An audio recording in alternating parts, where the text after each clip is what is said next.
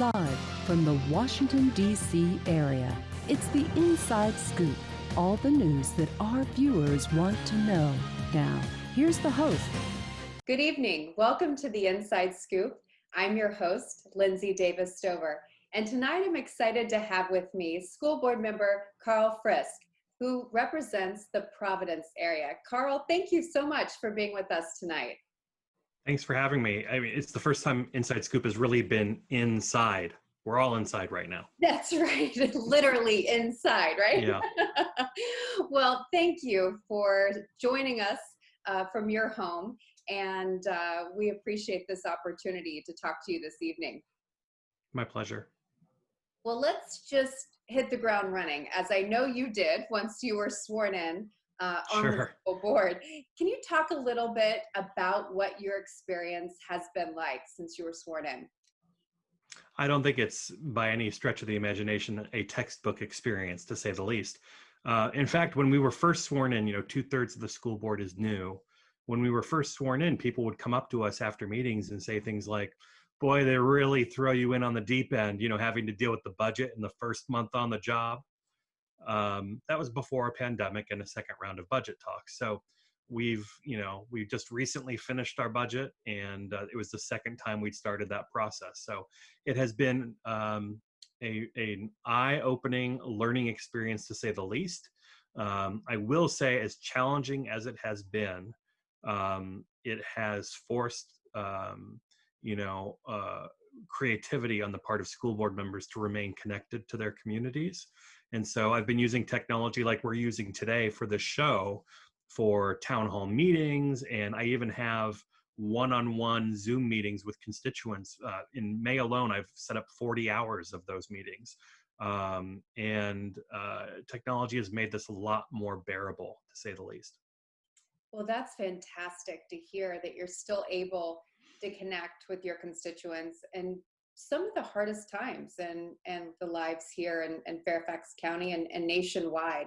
Tell us a little bit about what it is like to govern during a pandemic. And you touched a little bit on how you're able to further connect with constituents, but how do you govern in a time like this? Well, it's not easy, but this is what we sign up for when we decide to run, right? Anybody who thought that because times were good, they would always be good, and that's why they were running for office, maybe they hadn't paid attention for the last 20 years. Times are not always going to be good. So, it has been hard work, but it's been rewarding work. Again, being able to connect with my constituents in a way that I'd not thought of before. So we meet more frequently as a school board now. Just a few months ago, when this was first starting, when people were first staying at home, we didn't have the ability to meet, technologically by law. And so it wasn't until the Board of Supervisors and the state took action that allowed us to have regular meetings about topics that the school board would normally handle other than COVID-19, that we've been able to meet more regularly. And so we've had normal work sessions and meetings, many of which have had issues related to COVID-19, but also with the run-of-the-mill work of the school board. So we've been meeting more regularly than normal. Certainly, I spend a lot more time dealing with constituent concerns right now. We're all at home. This is all in front of us all the time, so it's completely understandable.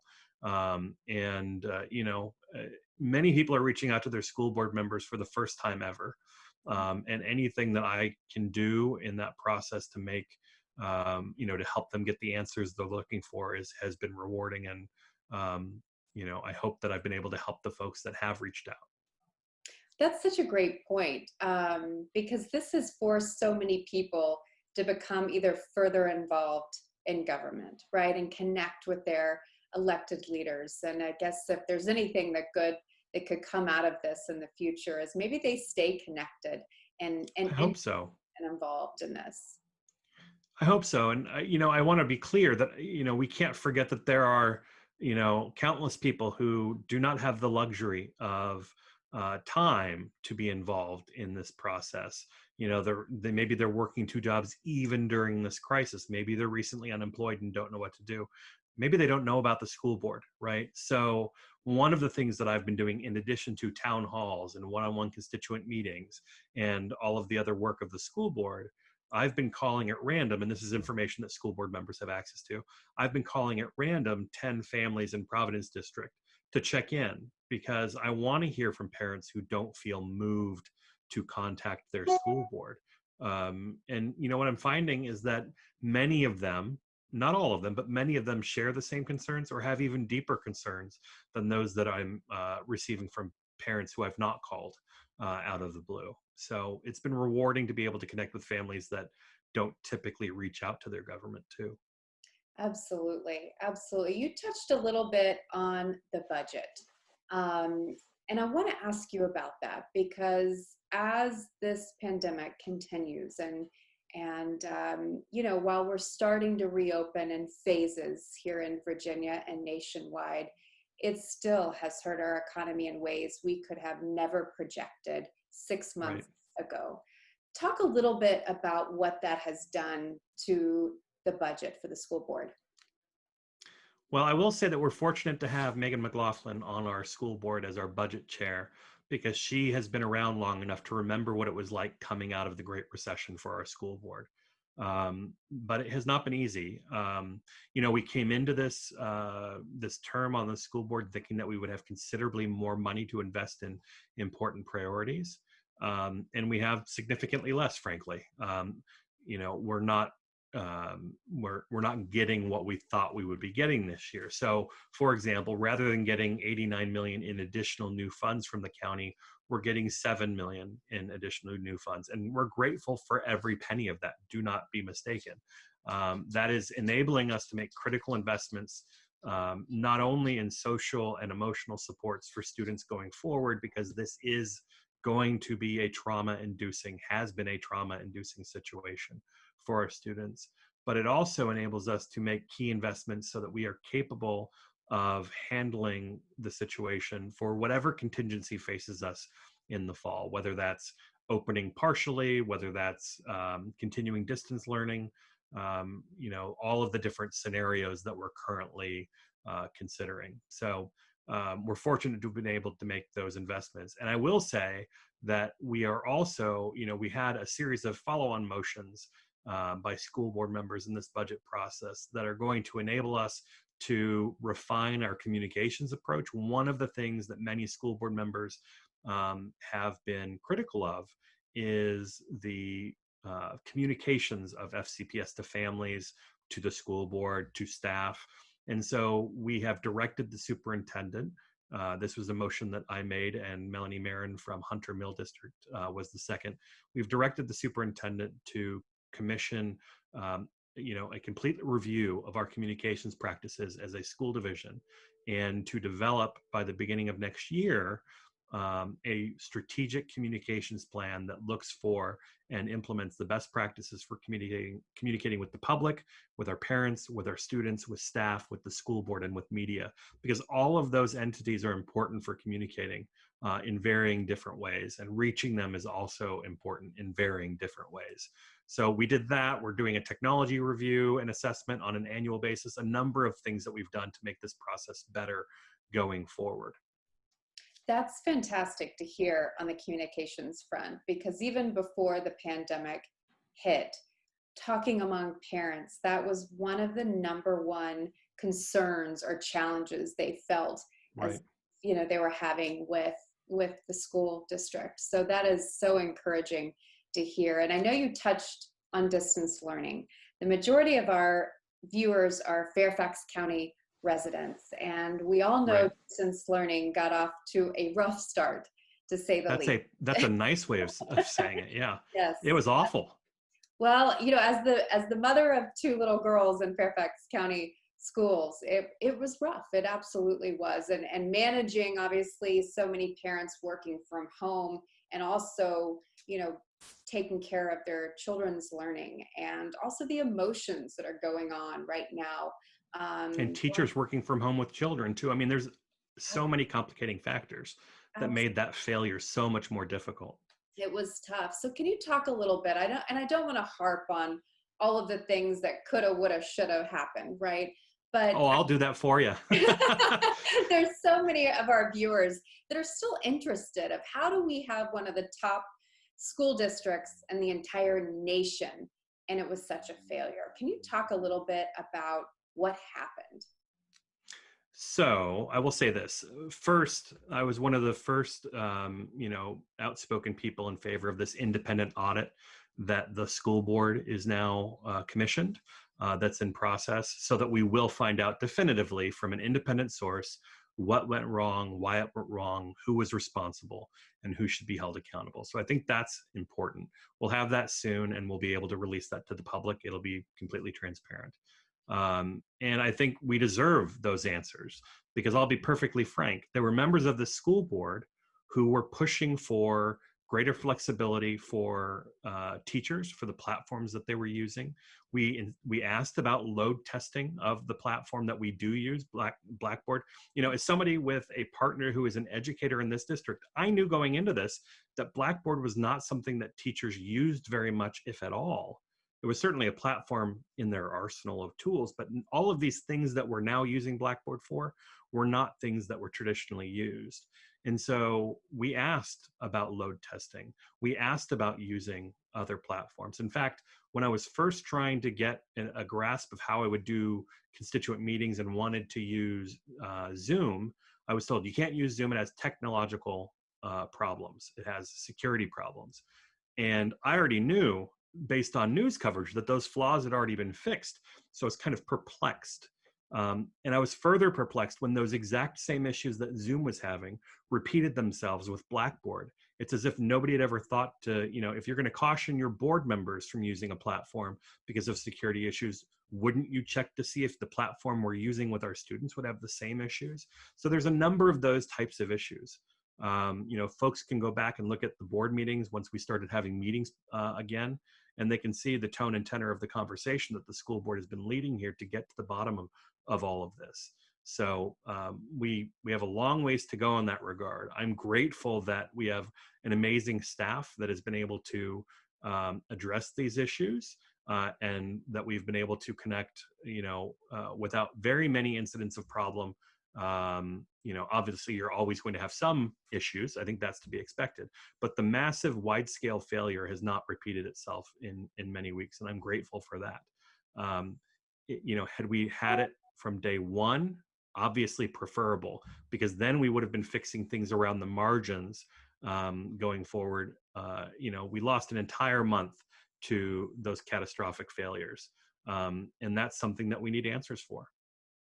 Absolutely. I love hearing that you are seeking answers. And I do know you were one of the first to be, yes, critical of the issues we were having, but also roll up your sleeves and try to figure out the way forward. So, but that's what parents want too. It's not like there's anything punitive going on here, right? It's not like parents are angry because they just are looking for something to be angry about, right? There was a failure. We deserve answers on why there was a failure. Period. End of story. This is not personal, right? If somebody messed up, we need to know who it was and why. And then we can talk about accountability. This is what government is. It's solving problems. And we can't solve problems if we don't have an honest understanding of exactly what happened. Absolutely. Absolutely. And I know we'll learn more as this report comes out, but already, what are some of the lessons that administrators, school board members, maybe even teachers have learned through all of this, so that, we can apply those as we move forward, depending on what does happen in the fall? I think technology flexibility is extremely important. Here's an example. So we have Blackboard, right? Everybody has Blackboard. About half of all teachers also had accounts for Google Classroom, which many of them used. That to me tells me that plenty of teachers would have been willing to use Google Classroom from the very beginning. In fact, when we finally convinced folks to move forward with allowing teachers to use Google Classroom and Google Meet, a large percentage of teachers opted for Google over Blackboard. It's a more intuitive platform. It's more user-friendly. Every student already has an account. There are some drawbacks. You're never going to have a technology platform that's perfect, but that's why we need flexibility, because nothing is perfect. And we need to make sure that we're giving people the flexibility to find what works best for them. Now, granted, we don't want 9 million technology platforms out there forcing parents to navigate one teacher's platform over another, but we do need some basic things that are in place.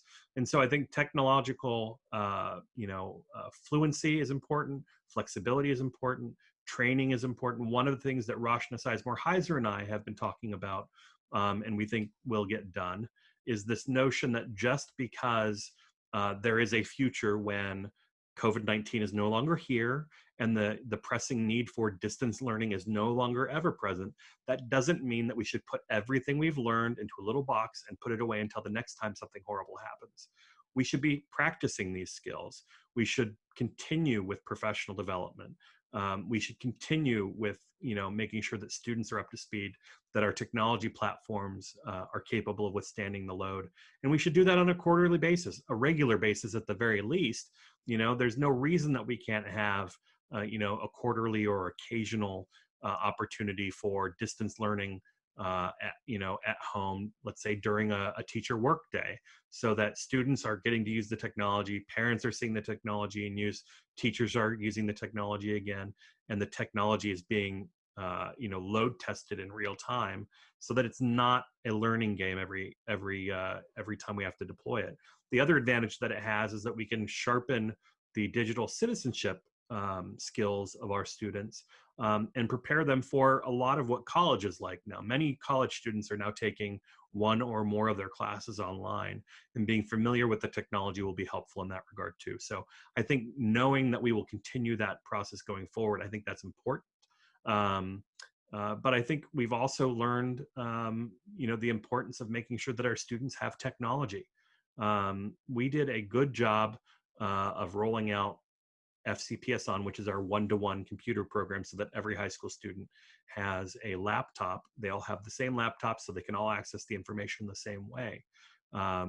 Months ago, at this point in early April, I believe, we had proved a purchase of laptops to expand the program to middle school, so that all of our middle schools would have one-to-one technology.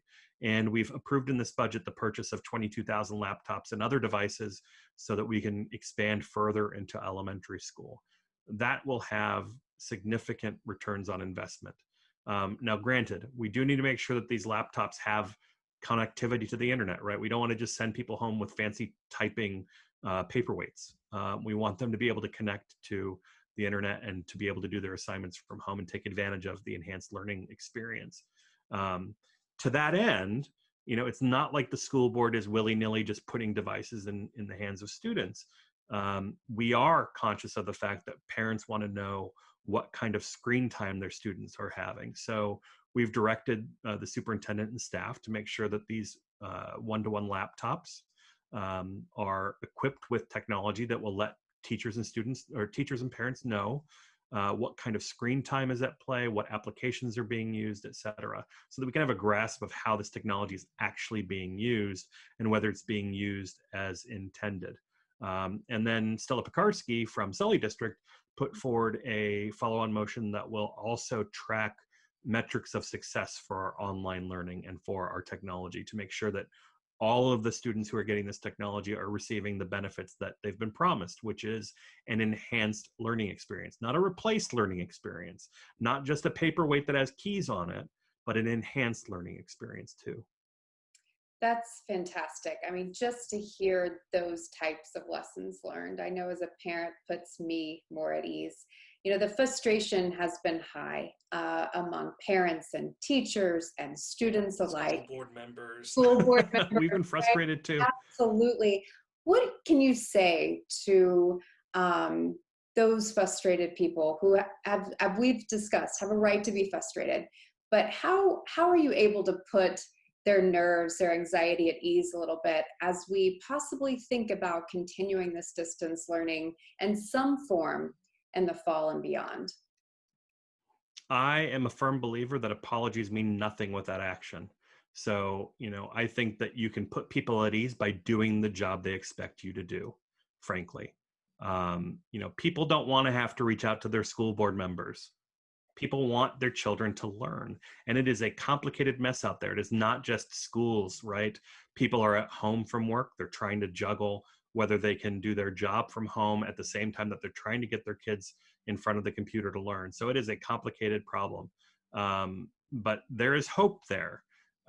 We can't do the job that we're doing now or in the summer or this fall if we don't continue to hear from parents. And I'm talking about the good, the bad, and the ugly. We need to hear everything. All of the school board does. And everybody needs to know. You've got 4 school board members each. You really have 12, but you have 4 that represent you specifically. You've got your district level school board member, that's like me for Providence District. And then you've got 3 at-large members who represent the entire county, which includes you. So you've got 4 direct advocates on that board that need to hear from you. Don't assume that we know where you're coming from.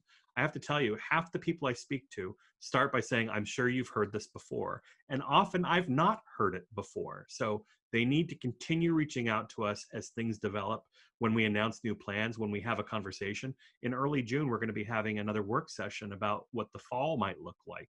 We need input from parents when they see those conversations taking place, in advance of those conversations taking place. And they also need to reach out to the superintendent so that the superintendent is hearing their comments and their concerns as well. This direct communication is absolutely vital all the time for the school board, but it's far more important right now while we're all socially distancing from each other, or physical distancing, as I like to say, from each other, because we don't have those kind of, random opportunities to encounter people.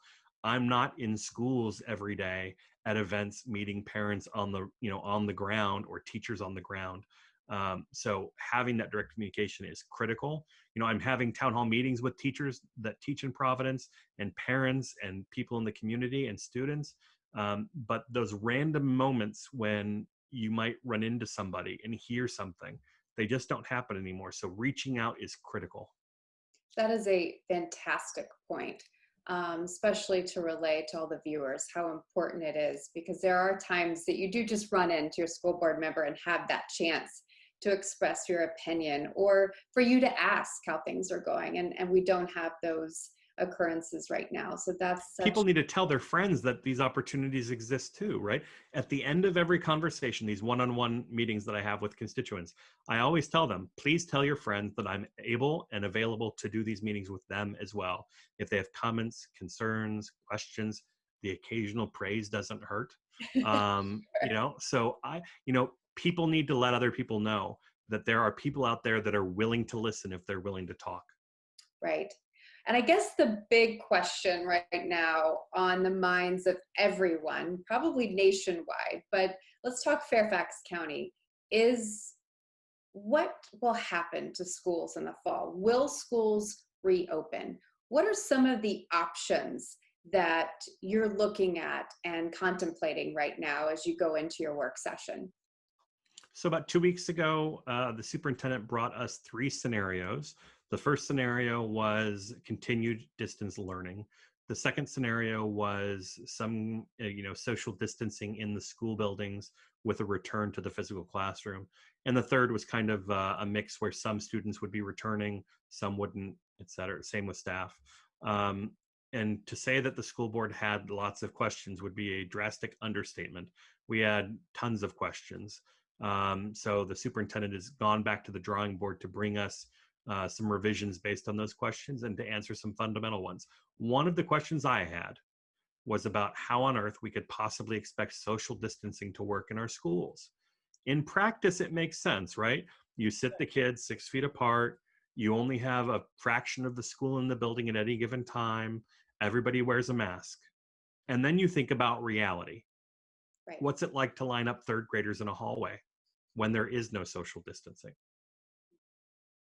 How on earth do we expect that a kindergartner will not be playing with their mask at all times? That's right. How do you socially distance children? When I go to the grocery store now, it's been a while since I've been to the grocery store. I tend to go and pick up. But how do you socially distance children when grown adults have trouble social distancing themselves. So whatever we do has to be guided by the best practices of science and public health. So I have lots of questions as far as that goes. But the fundamental question that the superintendent has to answer for the community is this: what are the scenarios, or what are the qualifications rather, that have to be in place? What boxes have to be checked in order for students to return to school, period? What are the things that have to be done for that to happen, so that the entire community, every parent knows we aren't going back to school unless these 3, 5, 10 things are in place. We need to have that definitive information out there, and we need to make a decision on this. It's a catch-22, really. We need to give parents as much time as humanly possible, but we also need as much time as humanly possible to increase the chances that there could be a breakthrough and we can return to normal. Everybody wants to go back to the physical classroom. It's just a matter of answering the question of when is it going to be safe to do so. I have yet to meet a single parent who says that they prefer this to the physical classroom. I've yet to meet a single teacher who said, you know what, when I decided to choose this profession, this is exactly what I thought I'd do. I'd work twice as hard from home and not get to see my students. So everybody wants to go back to school. It's just a matter of when it's going to be safe to do so and how we're going to do it. And most importantly, I think it's essential that these decisions are made considering Fairfax's unique circumstances. What's happening in Maryland or another, location is, perhaps good to look at for ideas and for considerations. But unless their circumstances are on the ground the same as ours, we need to weigh it accordingly. What's happening in California or New York State in terms of their reopening strategy will be wildly different than what happens in Virginia or Maryland or even Texas. Right. Well, we just have about a minute left in this segment, but I really want to touch on what happens to the school lunches. I know so many children look forward to and basically need at least 2 meals from school. What will happen to that program as we move forward if we don't go back to normal in the fall? So I'm hoping we'll have a definitive answer on that very soon. I will say that one of the things that the school division has been able to do is provide more than 1 million meals to students since early March when this all started. And that's an accomplishment, but it also speaks to a great need in our community. So you can imagine if we've been able to give 1 million meals to students in need over this 2.5 month period, imagine how many people would miss out on eating if we were no longer doing that over the summer. Right. I know it's we a tremendous impact. To break right now, but we will be back with Karl Frisch, who will continue to answer our questions. Please stay with us. We'll be right back. Maria, so how's work? It was 4th period biology. Our students just weren't getting how easily viruses spread. So Miss Bell and I had them role play a zombie virus outbreak. By the time they had all learned the lesson, all the living were dead. Hey, how's your job going? That big sales meeting I planned? Next year, I might get to go. Cool. We're the Census Bureau. We measure America. So if you receive a survey from the Census Bureau, please participate right away. Your community is counting on you.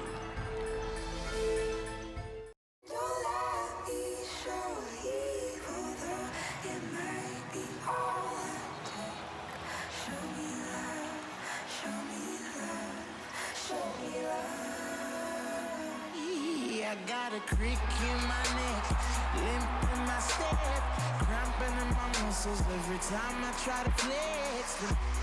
That I don't want to get on. It's very sad all that I can do was remember you. You know I usually say no, but if you throw me love, I'll throw you some.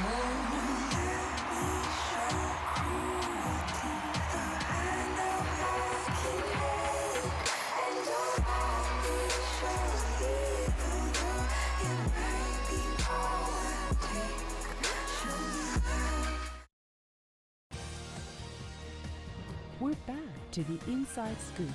Here again, your host.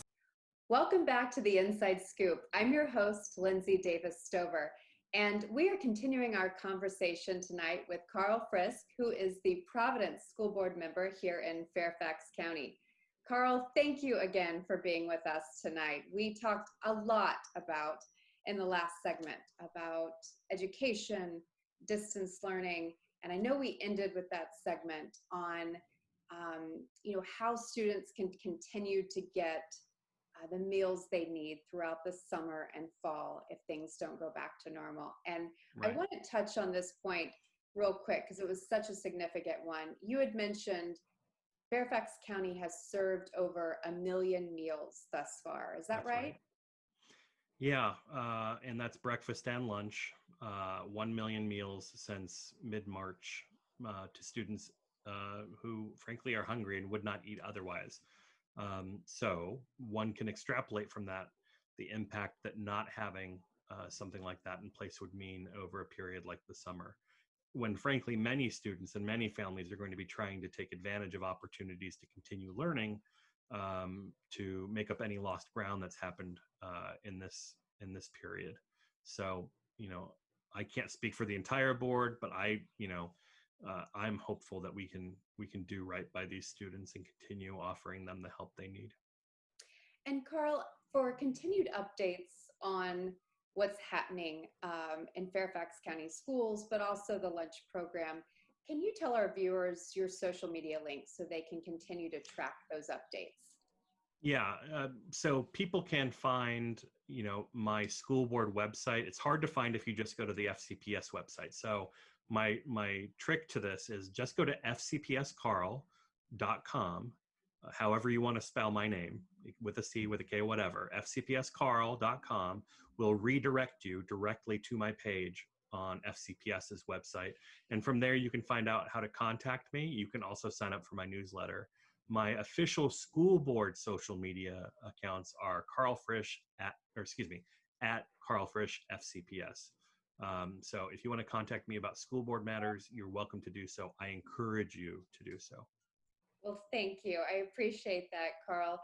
And let's move into more of the politics, right? You Sure. have been very public about your support for Joe Biden. Let's talk a little bit about that and why you are so actively supporting Joe Biden in this next election. I think that we say every 4 years that this is the most important election of our lifetimes. And this is probably the first time where I've thought, you know what, this is more important than any election I've ever been a part of. We face an existential threat in the presidency of Donald Trump. And to continue his term in office for another 4 years would be a huge mistake. The country deserves a break from the chaos. And reelecting this president will lead to 4 more years of chaos. We need a grown adult at the helm who understands the value of public education, public schools, public teachers. Joe Biden is that person. Joe Biden will be that president. And I will do everything in my power as a living, breathing human being to help him get elected. I will not wake up the day after this election wondering what would have happened if I'd only done, only given a little bit more money, if I'd only made 5 more phone calls, things would have turned out differently. I'm going to leave it all on the playing field. Look at me doing a sports metaphor. And I hope everybody else does the same thing. I'm not sure what sport that was, but you get the picture. We got it. Well, tell us a little bit. Are you a delegate for Biden? I am. As we go forward. I am a Biden delegate, which means I will be probably sitting at home on my computer for the Democratic National Convention, watching the same way that everybody else does. But, I thought it was important. We need a bold and united Democratic Party to help during these very unusual times. If everybody within the sound of my voice were to give their local Democratic Party committee $5 a month, $10 a month, $25 a month for the rest of this election, they're going to need it. All of the activities that local parties are used to doing to help Democrats win, knocking on doors, making phone calls, raising money, are extremely difficult right now because of the nature of physical distancing, social distancing from each other. So we are losing valuable time and valuable organizing groundwork time that we can't make up. There are two things in politics that are finite resources: money and time. You can always raise more money, you can never raise more time.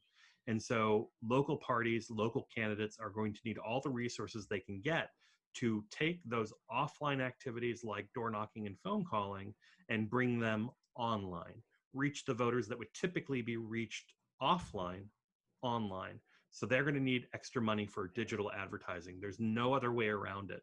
We can't make up the gap that this is causing without doing that. And we need well-funded local parties to really amp up vote by mail efforts that are going to be critical in this election. You don't have to take my word for it. Yes, you can hear the president talking about how, vote by mail is fraud, but then you look at his record and he votes by mail all the time. Right. So do his children too. We've just now. And so does his press secretary. I mean, lots of people do this. It's extremely difficult in Virginia, but it's not now. You can vote by mail in Virginia simply because of COVID. So people can, contact their local registrar, go to the state website, and they'll put the website on the screen, but they can do that, start today, get that process underway. Well, and it's something that our country has done for a long time. I mean, service members who are deployed and unable to physically vote at their polling stations have always voted by mail. I mean, it is something traditionally our country has done. And that leads me to my next question. There are a lot of questions about, how do we vote? Will it be safe to vote? Talk a little bit about what is available here to Virginia voters to ensure that there are no excuses come November, that everybody feels safe in whatever capacity to vote. Well, I can tell you that, the process is typically complicated, but it is not complicated right now. You do not need an excuse other than the fact that we're all living through this pandemic in order to ask for an absentee ballot and to cast your ballot. For example, in the June 23rd primary here in Northern Virginia, you do not need a witness's signature to mail your ballot in, according to a judge's order. So we're trying to, I have nothing to do with this, but the state is trying to make this as easy as possible so that people can participate in this election. And when I say people, I don't just mean Democrats. This is going to make it easier for Democrats, Republicans, independents, everybody. Everybody needs to vote in this election. Absolutely. And I think when you said before, we talk about every 4 years or every 2 years, or here in Virginia, every year, right? That this election is the most important election of our lifetime. This one the gravity of this one in particular feels so much different because yes, there are many issues to be concerned with, but right now we are living through a pandemic. We are living through an economy that is not doing well and is projected not to do well as we move forward. Talk a little bit about what Joe Biden as president would do and what changes you think we could see in terms of education, in terms of equality, in terms of foreign policy, whatever you want to touch on. What changes do you think we'll see if Joe Biden is elected to the White House? Well, two things right off the top of my head. One, the response to this pandemic will be continuing into the new year. And Joe Biden, like he did with Barack Obama coming out of the Great Recession, will center the recovery of this economy to benefit people, to benefit small businesses, rather than what the president has done, what President Trump has done, centering the economic recovery on how good Wall Street is doing. Great if Wall Street is doing great. But if anything, the last 3 months have shown us that it is possible for Wall Street to do swell while the rest of everybody else is suffering. So a President Biden will put people ahead of those special interests, the powerful, the wealthy, the well-connected, who are making out like bandits. Billions of dollars have gone out the door to publicly traded companies for programs that were designed to help small businesses, mom and pop businesses, the baker around the corner or the dry cleaner across the street. Those programs were designed to help them meet payroll. And now 1 in 4 of us are unemployed, and for-profit, big multinational and publicly traded companies are swimming in billions of dollars that were designed to help small businesses keep people on the payroll. It's unconscionable. That will not happen under Joe Biden. The second thing I would say is, don't forget that when you get rid of Donald Trump, you are also getting rid of Betsy DeVos, the Secretary of Education. It would be a refreshing change to have a Secretary of Education who does not hold a view that is antagonistic of public school, of public teachers, of public education. Joe Biden is committed to these principles. This is a Secretary of Education who has gone out of her way to make it difficult for real people to pay off their student loans. She's made it easier for fraudsters to cheat student loan borrowers. She's always sided on behalf of the for-profit college industry and on behalf of lenders instead of the borrowers. Joe Biden is committed to making college affordable and in many cases making it free for people. And he will not be making those choices. His Secretary of Education will be committed to doing the right thing and doing right by student loan borrowers. We all know somebody. If we don't have student loans, we all know somebody who does. And this administration has turned their back on those people. That will not happen under Joe Biden. That's fantastic. And I know so many changes could occur if Joe Biden were elected in November. When this particular show airs, it will be the beginning of June, which starts Pride Month. It will actually be the 50th anniversary of Pride traditions that originally started in New York City in 1970. Right.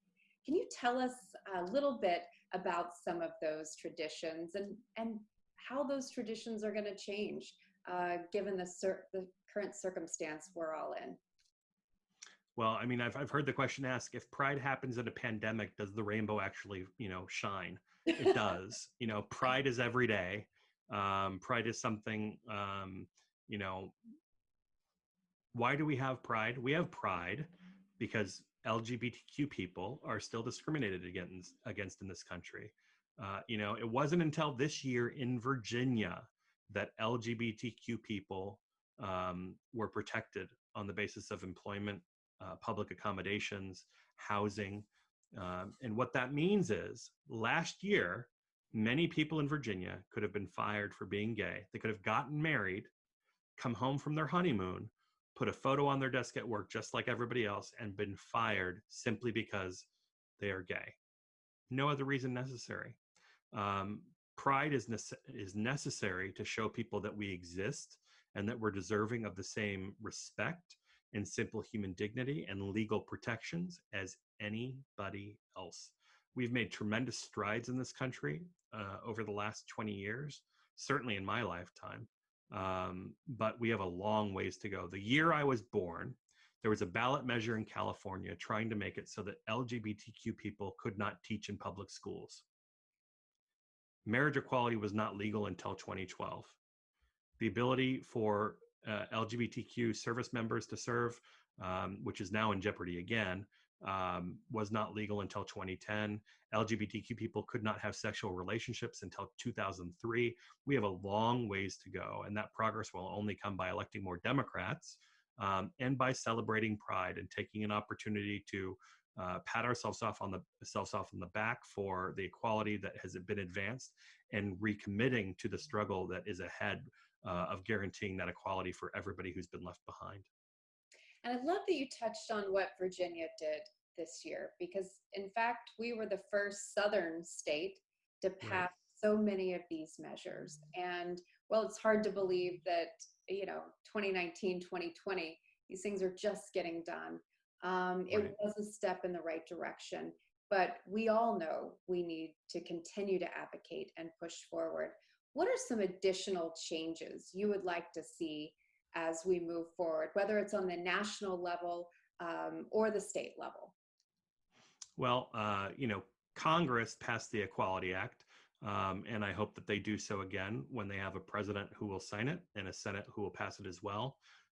One of the things I'm particularly proud of that happened in Virginia, Marcus Simon, who's a delegate who represents parts of Providence District, and Jennifer Boysko, who's a senator, they passed legislation protecting trans students at school. And I think for many school divisions across the country, these are the first protections, across the state rather, these are the first protections that trans students are going to be receiving. So that is a remarkable accomplishment. I think we can do even more going forward. I have every hope. We have a great LGBTQ delegation in Richmond, and I have every confidence that they will continue to make progress for all people, not just LGBTQ people, and for all issues. LGBTQ people need a job, they need a living wage, they need health care, just like everybody else. And in many cases, even more so, because they're far more likely at risk of not having a job, of being a minimum wage worker, of not having health insurance. So these are all important priorities. Well, I think you make an incredible point that is so meaningful, right? If we continue to fight for equality, we're actually fighting for additional equality for everybody, because we all raise each other up when we're fighting for equality. And I think that is such an important point to make, especially right now, when we have seen with this particular administration so much at stake and so much at risk. So I think that's an incredible point to make as we continue to move forward. And the fight has just begun. This administration, this president, has put more anti-LGBTQ judges on the bench than any administration perhaps in our history. And that is going to have repercussions for years to come. There are children being born right now who will not know the same fights that we're fighting right now, hopefully. Their questions in life will be, who am I going to fall in love with? Who am I going to go to prom with? Who will I meet in college and one day marry, right? Those were not things that were swishing around, around in my head when I was in college, right? Because they weren't options for queer people like me growing up. They weren't legal. Never in my life did I think that marriage equality would be the law of the land anytime soon, because we'd been so slow to progress. And my fear, and this is why pride is so important, my fear is that our allies that are not LGBTQ will look at the accomplishment of marriage equality and think the fight is over. Polling shows us that most straight people have no idea that it is legal to discriminate against LGBTQ people in housing, employment, and public accommodations in almost 36 states. I mean, the fight is definitely not over, and you're so right. It is, in a sense, just beginning. And it gave me goosebumps when you talked about what children can dream about one day. And, I think of my own two girls and hope that things are much different for them as they move forward as well. And, pride is also, while it's about awareness and activism, it is also a lot of fun, right? And it sure is. Had so many fun celebrations, if you will. And during this pandemic, what are ways that people continue to celebrate and have fun while also fighting the good fight? I'm glad you asked that question. So Pride celebrations have been canceled or modified all over the country. Here in Northern Virginia, I was not content to let a June go by without celebrating, certainly not 1 year after the 50th anniversary of the Stonewall Uprising. So I am throwing an event. People can find it at prouddems.org. We have Nina West. She's a drag queen from RuPaul's Drag Race who will be performing. We've got great speakers like Brian Sims. He's the first LGBTQ legislator from Pennsylvania. Danica Rome is going to be joining us.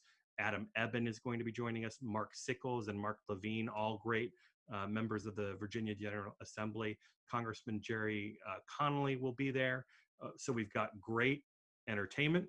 We've got great and inspiring speakers. And now all we need is everybody who's watching to join us. June 6th, 2 p.m. Eastern until about 3:30 in the afternoon. Join us. You can get your tickets. They're super cheap at prouddems.org. It'll take you right to Act Blue where you can purchase your ticket and get the information to join us on Zoom.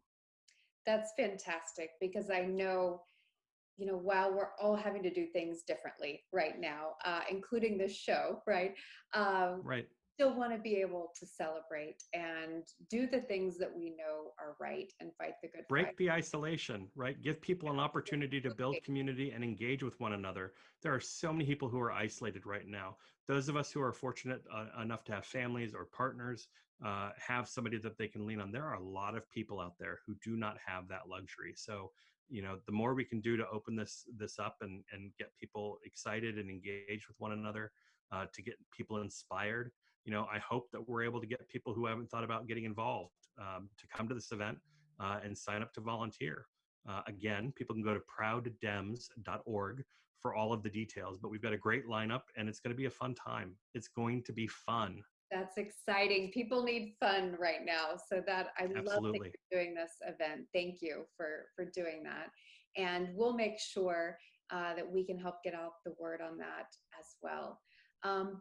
Switching back more to a policy. Sure. We've talked a lot about education, and we've talked a lot about what a new administration could look like. And obviously with Pride Month, how can we best support our youth during this time? And how can we best support our youth in schools? And I know you referenced a bill that Marcus Simon and Jennifer Boysko were fantastic to get done down in Richmond. But outside of legislation, what can we do as a community to better support our youth in these efforts? Well, for our trans children, our non-binary children, if you accept the premise, as I do, and hopefully most Democrats do, that trans girls are girls and trans boys are boys, and that all children, regardless of their gender, whether they're non-binary or not, are deserving of our love, respect, and equal consideration under the law, then everything we do must treat them as such. Everything. Either you recognize this as a fact of life or you don't, right? And that's what Marcus Simon and Jennifer Boysko were starting the conversation on, is treating these children the way that we say they should be treated. So for the people that you have in your life, how do you provide support to an LGBTQ person? Sometimes it's as easy as just saying, hey, how's it going? Don't assume that everybody needs your support. Not everybody needs support, but take every opportunity you can to be vocal. Don't wait until Pride Month to show you're an ally. There was a time when it used to be, the alphabet soup that we have as a community, LGBTQIA. It always ended in A, at least initially, because of the word ally being included. Right. And that stemmed from people being concerned that straight people wouldn't join with us if they didn't get a letter in our mix of letters, because they didn't want to be confused with being, gay or something. So we've come a long ways. Yeah. But, simply being somebody that folks can lean on, and being an outward ally when not asked to be an ally is critically important. And that comes for all of our marginalized communities. Don't take time out of the lives of people in these communities to force them to relive the trauma that parts of their life have been. Take your own privilege and use it to their benefit without being asked for it. Stand up for their rights every opportunity you get. When you're talking to a candidate about climate change, ask them about what they're doing to help queer kids. When you're talking to a candidate about labor rights, ask them what they are doing about helping queer kids. If you support LGBTQ people, this is a central tenet of your philosophy, and it should be treated like that. That's fantastic. And I think too, among parents, we're talking a lot now about courage, right? And I think it's something we all should display right now, in a time where we need courage more than ever to speak out, to stand Absolutely. up. It is easy to hide right now in your home, behind your computer screen, behind your phones, because of the social distancing. But finding unique ways to connect with people and hold people accountable and to express your views and support right now it really feels like a time when we need it now more than ever. Can you talk a little bit about the engagement on social media, and for our viewers that want to be supportive and want to engage and want to continue to, really be an activist on LGBTQ issues? Tell us a little bit about what's the best way to do that. So from a public policy perspective in Virginia, I think there's really no better source for information about what's happening in Richmond than Equality Virginia. People can find them online, their website, they're on social media. Equality Virginia does a great job of following the legislation that's working its way through Richmond, but it also works with our legislators to craft legislation that lifts up all queer people. So I think that's important. For Democrats who are looking to be active in the party as LGBTQ or ally, they can join the LGBT Democrats of Virginia. There are no shortage of organizations that folks can get involved in. I would actually say that it is of equal importance that they bring their involvement and activism into organizations that are not specifically LGBTQ aligned.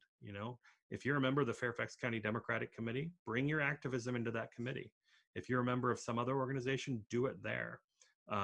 It pays dividends when we are making sure that these communities that are not necessarily exposed to different walks of life are hearing from them. Absolutely. And for our viewers that want to follow you on more of the political side rather than Sure. the official side, can you tell our viewers where they can go to continue to follow you on more of the political issues? I'm super lucky that I have a very common name in the United States. I guess it's like I'm basically Bob Smith in Germany.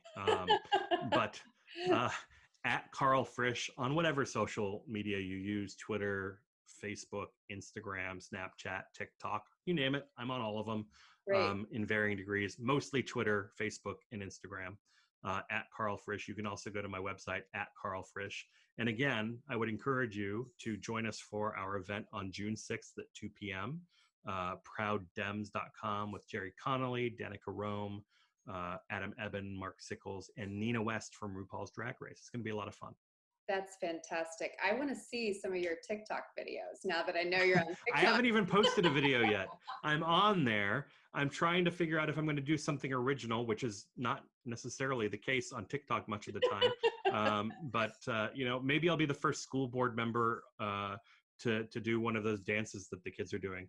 I mean, I would really love to find a new way to embarrass my partner who's been a teacher for a long time. Well, I have to say, during this downtime, if you will, I don't know if it's really downtime, but time at home, I have to admit, I have learned a few TikTok dances from my daughters. So they're quite fun, but I'll be looking for one from you for sure. That sounds great. Fantastic. Well, you got it. I'll do it. Thank you so much for being with us tonight. And thank you for joining us. We hope you have a good evening. My pleasure. Thanks for having me.